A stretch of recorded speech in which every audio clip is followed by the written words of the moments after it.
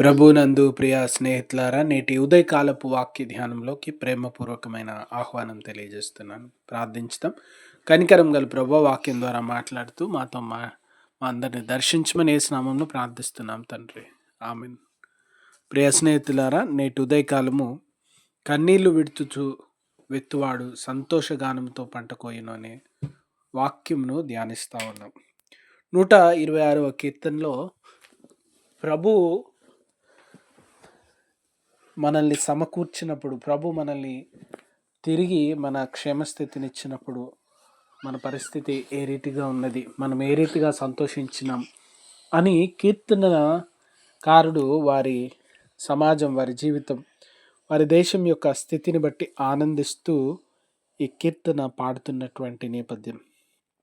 ప్రాముఖ్యంగా ఇశ్రాయేలు ప్రజలు వారి పూర్వ స్థితిని, దేవాలయం తిరిగి నిర్మించబడినటువంటి స్థితిని, క్షేమ స్థితిని, యుద్ధం గెలిచిన స్థితిని, కరువు నుండి పోరాడినటువంటి స్థితిని, ఇటువంటి సందర్భాలన్నిటిలో పాడుకునదగినటువంటి కీర్తన. కీర్తన యొక్క ప్రాముఖ్యమైనటువంటి ఉద్దేశము, కష్టము వచ్చిన రోజున మనం పడిన వేదన వ్యర్థమైంది కాదు. ఆ దినము కన్నీటితో మనము వెత్తిన ప్రతి ప్రార్థన, ఆ దినము కన్నీటితో మనము శ్రమించినది, ఆ దినము దుఃఖంతో మనం చేసిన పోరాటం, ఆ దినం వేదనతో జరిగించినటువంటి వ్యర్థంగా పోలేదు. ప్రభు ఆశీర్వదించి దాన్ని మేలుగా మార్చి ఉన్నాడు. ప్రభు దాన్ని దీవించి సంతోషంగా చేసి ఉన్నారు.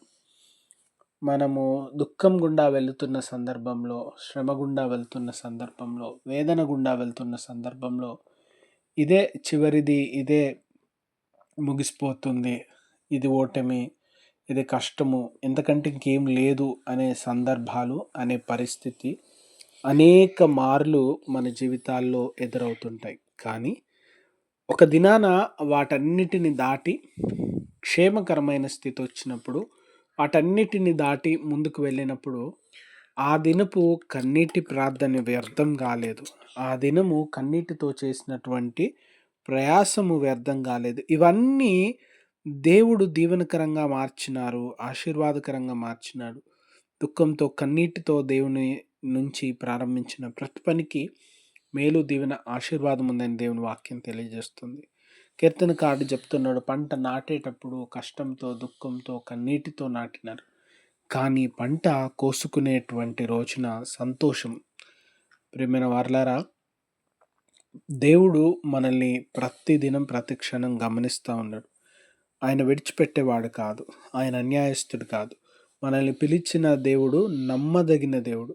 మనల్ని పిలిచిన దేవుడు మన జీవితాల్లో దీవెననిచ్చేవాడు. మనల్ని పిలిచినటువంటి దేవుడు ఆశీర్వాదములనిచ్చేవాడు. ఆయన నమ్మదగినటువంటి దేవుడు. పరిస్థితులు ఏ రీతిగా ఉన్నా, స్థితిగతులు ఏ రీతిగా ఉన్నా ఆయన తప్పక మేలు చేయవాడు. కనుక ప్రభుపై ఆధారపడుతూ ఈ నేటి దుఃఖము వ్యర్థం కాదని ప్రభు ఆశీర్వదిస్తారనే దృఢ విశ్వాసంతో సాగిపోయే కృప దేవుడు మనకు దయచేయును గాక. ప్రార్థించుదాం. కృపా కనికరములు గల ప్రభు, వాక్యం ద్వారా మాట్లాడుతూ మళ్ళీ ప్రతి ఒక్కరిని దర్శించినందుకు వందనాలు. వాక్యం విన్న ప్రతి వారిని దీవించి ఆశీర్వాదములు, మేళ్లను దయచేయమని మా ప్రభు రక్షకుడైన యేసు నామములో ప్రార్థిస్తున్నాం తండ్రి. ఆమేన్.